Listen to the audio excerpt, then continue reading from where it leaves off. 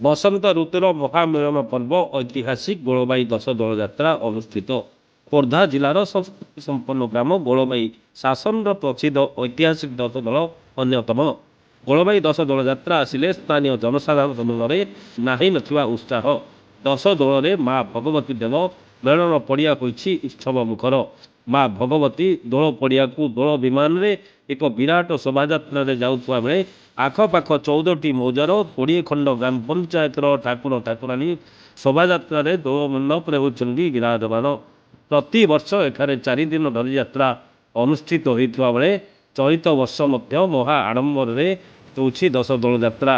ବସନ୍ତ ଋତୁର ଏହି ମହାମେଳନ ମହୋତ୍ସବ ସମସ୍ତଙ୍କ ମନରେ ଭରି ଦେଇଛି ଅଶେଷ ଅଶେଷ ଆନନ୍ଦ। ଦୋଳ ପଡ଼ିଆରେ ଖଚାଖଚ ଭିଡ଼ରେ ଭକ୍ତ ଶ୍ରଦ୍ଧାଳୁମାନେ ଠାକୁରଙ୍କୁ ଦର୍ଶନ କରି ଠାକୁରଙ୍କ ଉପରେ ଅବିର ଛିଞ୍ଚି ଠାକୁର ଠାକୁରାଣୀଙ୍କ ନିକଟରେ ଆଶିଷ ଭିକ୍ଷା କରିଛନ୍ତି ଏବଂ ଦୋଳ ପଡ଼ିଆରେ ବୁଲାବୁଲି କରି କିଣାବିକା କରି ମଜା ନେଉଛନ୍ତି। ଘରେ ଘରେ ବନ୍ଧୁବାନ୍ଧବ ଭିଡ଼ ମଧ୍ୟରେ ବେଶ ଦଶ ଦୋଳ ଯାତ୍ରା ମହା ସମାରୋହରେ ଅନୁଷ୍ଠିତ ହୋଇଛି। ଶାନ୍ତି ଶୃଙ୍ଖଳା ରକ୍ଷା କରିବା ପାଇଁ ଯାତ୍ରା କମିଟିର ସଦସ୍ୟ ଓ ପୋଲିସ ପ୍ରଶାସନ ପକ୍ଷରୁ ବ୍ୟବସ୍ଥା କରାଯାଇଛି।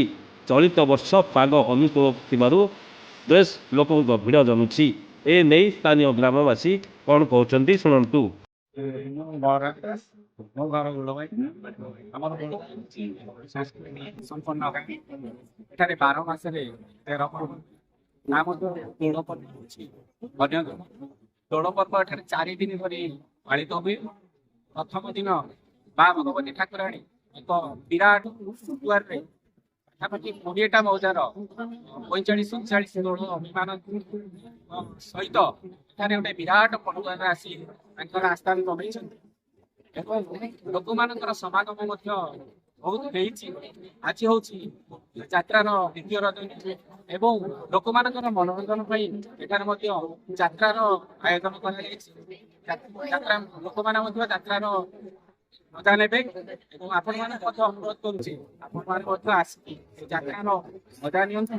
ମୁଁ ଯେହେତୁ ଗାଁର ଲୋକ ହୋଇ ମଧ୍ୟ ଯାତ୍ରାରେ ରହୁଛି ଏବଂ ଏ ଯାତ୍ରା କେବେ ବି ମିସ୍ କରେନି। ଏ ବର୍ଷ ମଧ୍ୟ ସେ ଯାତ୍ରା ଦେଖିବା ପାଇଁ କେହି ଝାରସୁଗୁଡ଼ାରୁ ଗୋଳବାଇ ଆସିଛି।